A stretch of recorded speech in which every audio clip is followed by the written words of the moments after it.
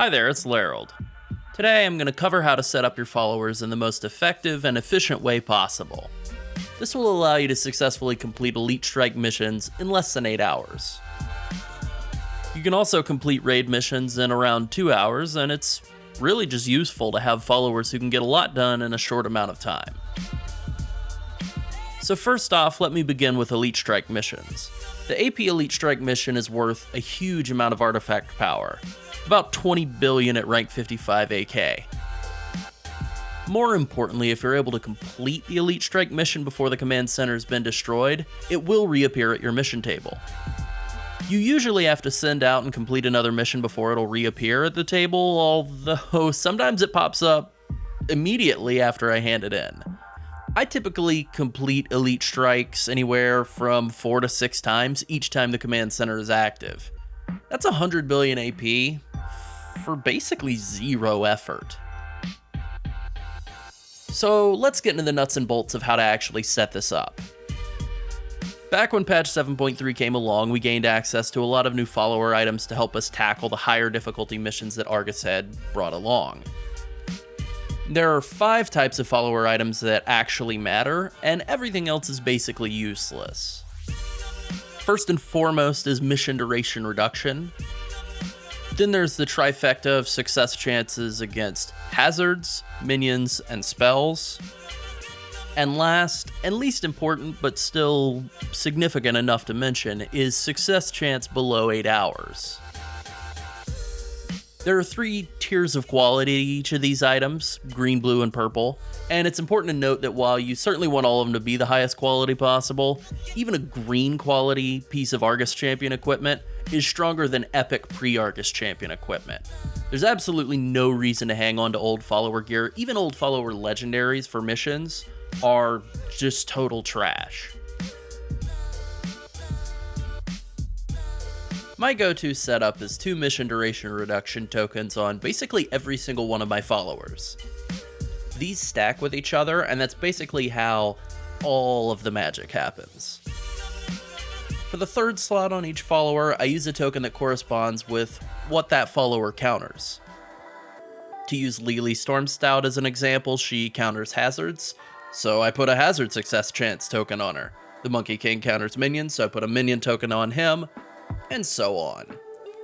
These success chance tokens are incredibly strong, so much so that they make balancing your follower abilities actually a lot more important than balancing their specializations. The only other kind of token I use would be the success chance for missions under 8 hours, which I put on meatball and champions that have mission duration reduction as a passive. As for the mission duration reduction followers, not every class has one. It's totally unfair. Sorry. On the subject of meatball though, he is totally awesome and very easy to unlock. Just do a few fights at the Brawlers Guild and you'll start getting class hall missions for the Brawlers Guild. Complete all of those and you'll be able to unlock meatball. He has no specialization and he can't counter anything, but he does provide a ridiculous amount of completion percentage, and has a chance to bring back consumable items you can use to give your champions a 20% boost to their next mission's success chance. Pretty good stuff. For my champions on the bench, I like to keep at least one of them wearing nothing but mission duration reduction tokens. Some classes, such as Warrior and Druid, get a class hall passive that reduces their mission duration by 20%, which is pretty awesome. Some classes only get a single follower that has 20% reduced mission duration as a passive. And unfortunately, some classes don't get either of those. In that case, having a 3 mission duration reduction item guy on the bench to swap in for Elite Strike will guarantee that it's still under 8 hours. If you combine them with meatball, that's pretty much a guaranteed successful mission. Now, as for getting your hands on these items as quickly as possible, the Tier 3 class hall passive can help with that. For some classes, it's a 12-hour work order that you run through a vendor, which is fine, but not great. For others, it's a chance to generate follower items whenever you successfully complete a mission. That's a lot better, but in either case, once you've completed the Argus campaign and unlocked all the potential follower equipment, these class hall passives are capable of creating that high quality Argus equipment as well. They can also create high quality Argus legendaries, which are pretty tremendous. Lastly, the add-on I'm using is called Garrison Mission Manager. It's helpful, but it's not that well optimized, so we'll try to send out full health troops on lethal missions instead of sending out troops that only have 1 health left.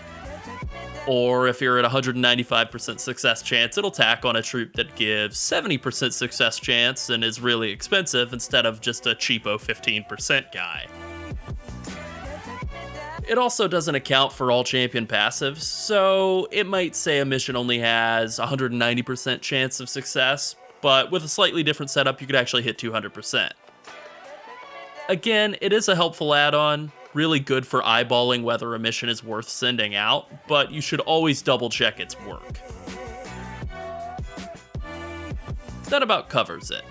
This should let you complete elite strikes in a handful of hours, and you'll be swimming in rep tokens, Blood of Sargeras, and gold all day. If you have any questions or just want to talk to us, you can ask them here or on Twitter.